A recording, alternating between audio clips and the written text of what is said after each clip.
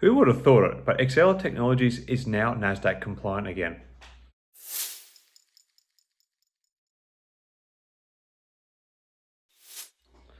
Hi again everyone, I hope you're doing really well. So over a year ago when Exela started doing its first reverse stock split and then tumbled back below $1 and then fell all the way down to below 10 cents per share, it was kind of like hard to imagine that the stock would actually regain NASDAQ compliance again, and with all the serious threats of delisting it faced. But as of Friday, pending any other news, which I don't know, Exela Technologies has actually now technically re-met NASDAQ listing compliance rules by staying above the $1 mark. And the stock showed it in a strong way by finishing the day 17% up, or 68 cents on the day, which was a kind of a nice resounding result to sort of solidify the stock's place as a NASDAQ compliant stock once again. Now, in the aftermarket, a little bit of those strong gains were given up with 7 cents a shed, or 1.5%. This meant that the week actually closed somewhat flat, but still down 4.5% over the week. But it was a real roller coaster the past 5 days this week, as there was a couple of mini attempts to squeeze the shorts out of the stock. Now, speaking of shorts in the stock, there is still a very small amount, and that being 1.15% of the float currently held short, with a very minuscule 0.04 days to cover. This is probably why we saw some really strong buying action on Friday, because that days to cover had really come down. We've sort of talked about this a few times in here, that just because the short interest in the float is quite low, it's not actually a representation of how powerful or influential movements and in the shorts and even potential mini short squeezes are on the stock.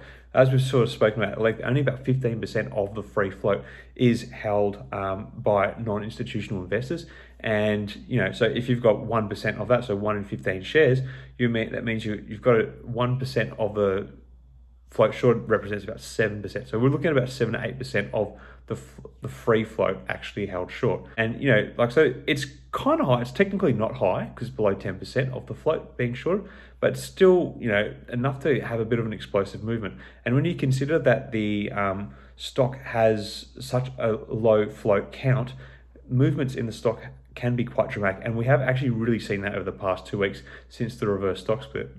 A real telling sign about the shorts is actually looking at what's happening off the exchange. So when you look off the exchange, 55.9% of the float is actually traded short off the exchange, because you can then borrow institutional shares to do that. So there's still a lot of shorting action, but it's just not happening during the market. And what is happening during the market is having actually quite influential swings. And obviously Friday we saw another popping rally, which kind of probably squeezed out a few shorts left in the stock, and as a result we saw the cost to borrow actually raise to 73% on the day. Now, while everyone's been watching kind of the ping pong actions of the short squeeze, short busts, and the stock hurtling towards NASDAQ re-compliance, there's actually been a couple of little headlines come out from the stock. So on the 24th of May, Exela announced that they had expanded their use of their exchange for bills and payments portfolio in Canada.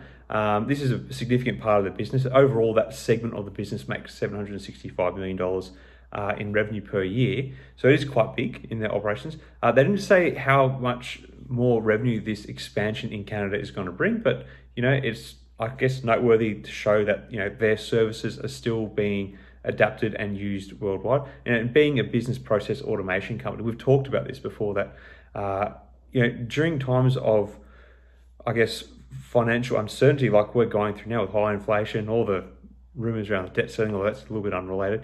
A lot of businesses look to try and save money and maybe even downsize stuff, and that's where Exela Technologies can kind of come in, because they can provide services which streamline what businesses are already doing.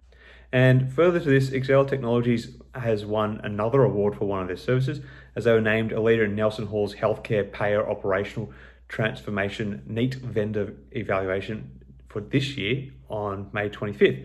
So it kind of goes in line with what was said at their recent earnings call, that the company has aspirations to try to make more and more of their products and services award-winning and market-leading and industry-leading services that people continue to buy. So I think that we can't really sort of fault what the company offers in terms of its services, because they are sought after. And I know if you look at their most recent earnings, the healthcare sector was one that kind of did struggle a little bit. So the fact that they have, gained a bit more of a reputation here through this award might actually help turn that particular industry around a little bit more. Just a thought.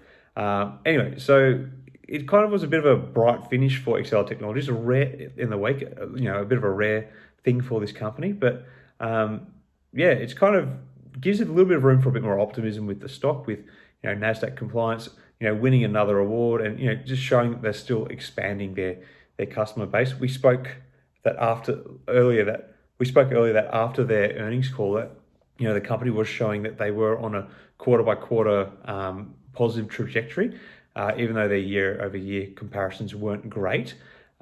That's understandable. And the thing you have to remember about their revenues, it comes in installments because they're basically a subscription. You subscribe for their services. It's not like you pay a lump sum of money at once.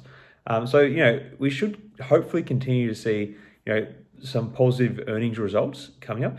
Obviously the big problem with the company is their huge mountain of debt that they have, and there are plans to work through it. So I think now that the stock has regained NASDAQ compliance, one of the things the board can kind of focus on and possibly get green lit is the secondary listing of XBP Europe, which is going to help them to pay down a bit of debt and hopefully, like they earmarked about a year ago, take part in a little bit of a stock buyback. Now, they're expecting to get around $100 million possibly from this XBP Europe floating, which obviously most of it will go towards paying down debt. And even if they committed, $10 or $15 million towards a stock buyback, which isn't a lot considering how much revenue the company earns, we could see a real big movement in the stock price. And this is something that I've put in my money in this stock for. I got into this earlier this year knowing that this was on the cards for the company. And they still mention that, the asset sales later this year are coming in their most recent earnings call. And obviously, it's like I've said a few times, it's what I'm hanging out for. I think it could really send the stock skyrocketing. If you look at the only price target on the stock, it's $400 per share. I've kind of debunked that a little bit. It's not really $400 a share. It's a very outdated valuation. It's been adjusted for the recent stock split.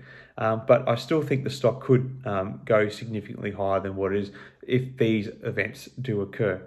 Anyway, just let me know I'll leave it at that for this one. Let me know your thoughts on where Exela is at the moment in the comments below.